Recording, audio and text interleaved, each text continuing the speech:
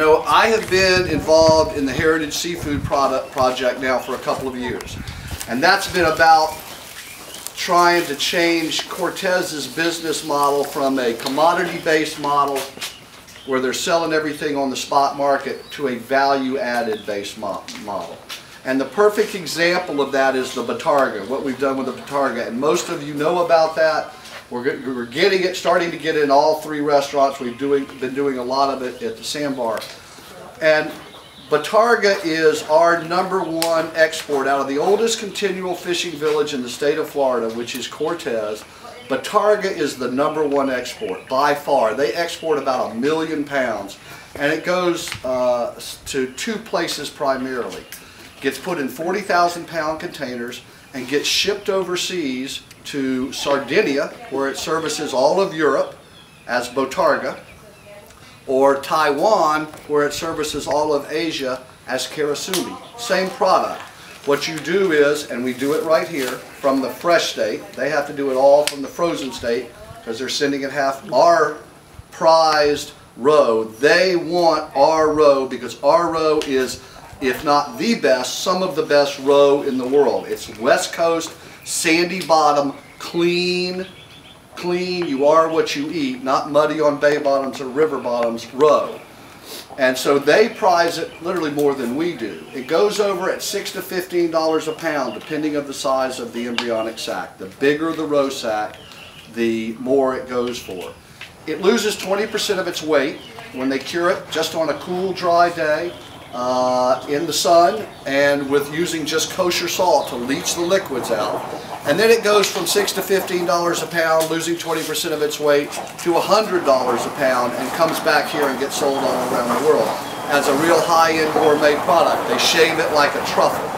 So what's wrong with that story is it's our heritage product, and they're adding all the value over there, and they're keeping all of those step-ups in value over there.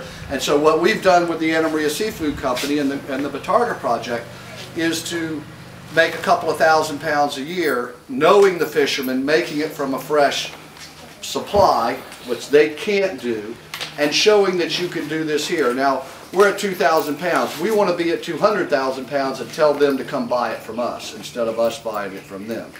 But that's the model for changing Cortez from a commodity base to a value-added base. Because what we ought to be doing is taking that mullet and selling it as flesh, as center of the plate protein, which you have been doing the last couple of years in your restaurants very successfully. It's getting easier and easier each year. We're serving more and more of it. People understand, they appreciate it. The Europeans, you don't have to talk them into it. They get it. One of the highest fish in the world is at omega-3 fats, very healthy, local, sustainable. The fact is that 90% of the seafood that comes into this country and is eaten and consumed is imported. 50% is aquaculture. Wild, sustainable is the coin of the realm, and that's what great mullet in the fall, when it's fat, before they go to roe, all that fat transfers into the eggs, and that's after that we quit serving it until about another month and a half from now, when it gets fat at the ends of July. Sardines and amberjack and octopus and all of those things ought to be canned and pickled and cured and smoked and done in Cortez, because when's the last time you were ever at a market and you didn't see all of those types of things? And that brands our area. So that's about changing it from a commodity-based model to a value-added based model. And taking all of that mullet that we all know goes to waste when it washes up on shore at the Mar Vista, when you can't go near Cortez because it stinks, when they're all in the meat, they call it, they're making $10,000 a day, and it's dollars a day, and it's all piling up everywhere. When we cut all of that mullet last year, the 70,000 pounds we did, as we produced 7,000 pounds of roe, we put it all in the ground over here.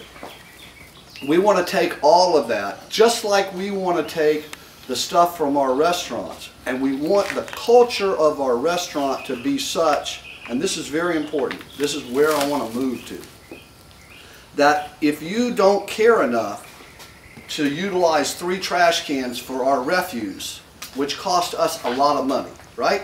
All of that stuff that we put in the trash came in the door a day or two before, and we paid a lot of money for it. So if you don't, our culture has to be that our people care enough that they're going to take the 3 seconds to put the paper and the plastic and the aluminum here, the dairy and the meat here, and everything that can go to feed wild pigs and to go in the ground to make compost for fertilizer, all of that goes in there and all of that comes in.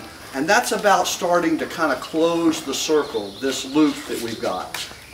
All of that stuff that we pay so much for, if we put that in the landfill and pay to put it in the landfill, then as far as I can see, that never inures any benefit to mankind forever after it goes in the landfill. But if we put it in a pig's mouth and a pig's stomach, and if we put it out here and we grow the vegetables that get served in the restaurant, then that trace goes on forever. And when you put it in the second time, it's the trace plus the smaller trace. And when you put it in the third time, and that's exciting because you're not putting it in the landfill and you're using the resource and you're getting value out of it and you're being sustainable, and we can talk about that when we do it.